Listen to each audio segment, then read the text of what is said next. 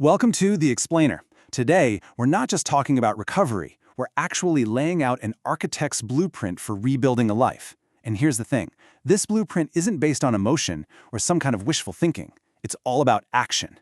So, let's start with what might be the single most critical idea in all of recovery. It comes from the researcher Brené Brown, and honestly, getting this one concept right can be the difference between a small setback and a complete collapse. It's all about understanding the massive difference between guilt and shame. Before any architect can start building something new, they first have to diagnose what's wrong with the old foundation. And for so many people in recovery, that crumbling foundation is what we call toxic shame. This right here is the core of it. Guilt separates the action from your identity. It says, I did something bad, which, hey, could actually be a good thing. It can motivate you to change. But shame is different. It goes way deeper. It says, I am bad. It's this belief that you are the problem, that you are fundamentally broken. And that idea is just so dangerous and paralyzing. So why is this distinction so incredibly important? Well, because shame isn't just a bad feeling. It's an active, destructive force that will sabotage your recovery if you let it. Let's break down exactly how it does that. Okay, so shame basically works in two really destructive ways. First, it fuels what's called a relapse cycle. The pain of feeling worthless becomes so intense that it creates this overwhelming urge to numb it, which often drives a person right back to their addiction.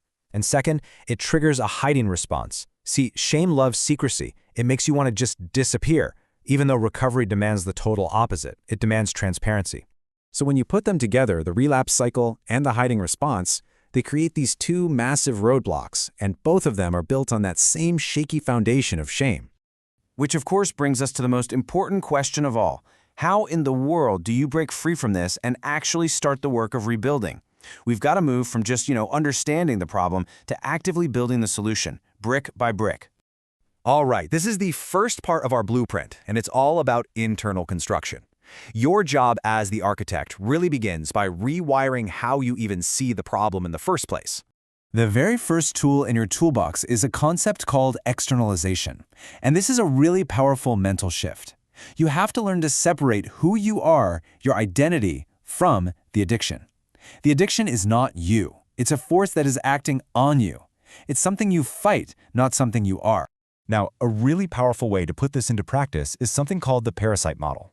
I want you to try and visualize your urges, your cravings, as this separate thing, like a parasite.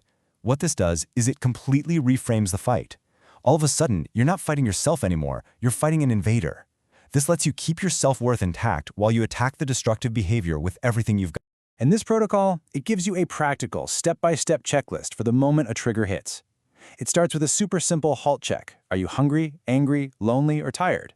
From there, you can do something called urge surfing, just observing the craving, like a wave, until it passes. And what's absolutely crucial is that the final step is always to reach out for support.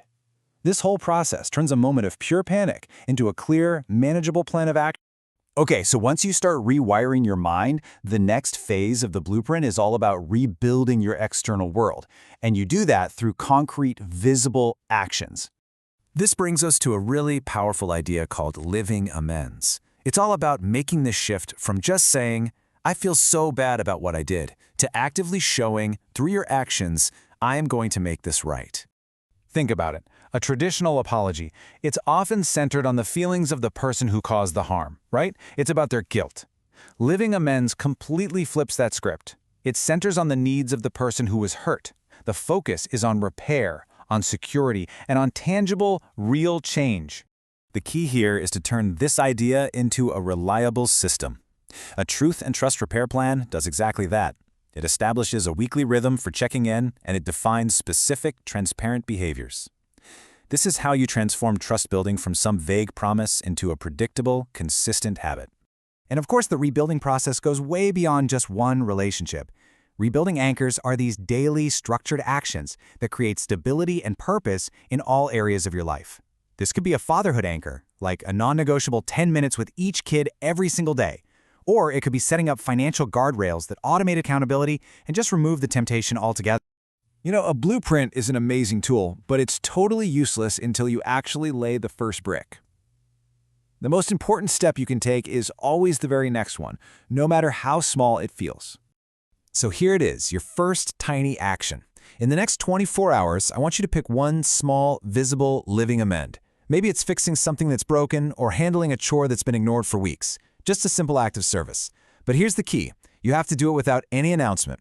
Let your action speak for itself. And that leaves us with one final question to think about. One that kind of reframes this whole journey.